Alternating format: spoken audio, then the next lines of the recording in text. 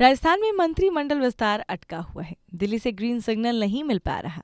सियासी जानकार इसके पीछे बड़ी वजह गुटबाजी मानकर चल रही हैं। दरअसल पार्टी का एक बड़ा हिस्सा वरिष्ठ नेताओं की अनदेखी के खिलाफ है, जबकि मोदी और अमित शाह नए लोगों को चांस देने के पक्ष में बताए जा रहे हैं। विशेषकर वसुंधरा राजे गुट के नेताओं को मंत्री नहीं बनाना चाहते हैं, जबकि पार्टी के एक हिस्सा जो है वो कह रहा है कि वसुंधरा राजे के नेताओं की अनदेखी लोकसभा चुनाव में भारी पड़ सकती है।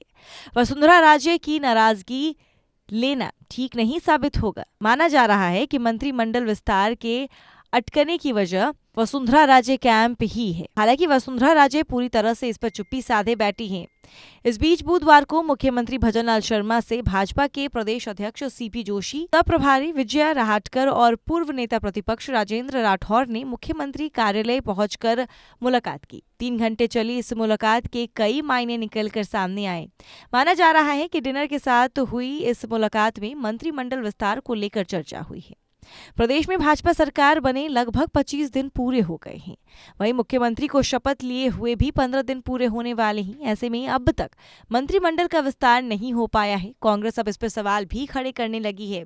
हालांकि अब इस बीच बीजेपी के वरिष्ठ नेताओं की मुख्यमंत्री भजनलाल शर्मा से मुलाकात भी हुई है। 3 घंटे की इस लंबी मुलाकात के बाद माना जा रहा है कि मंत्रिमंडल विस्तार के लिए जो सूची तैयार की गई है उस पर जाति और क्षेत्रीय संतुलन के साथ अंतिम चर्चा हो चुकी है।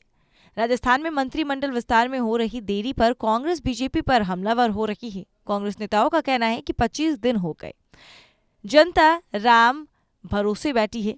मंत्रिमंडल विस्तार में देरी से आमजन परेशान हो रही है, लेकिन बीजेपी के गुटबाजी की वजह से मंत्रिमंडल विस्तार में देरी हो रही है।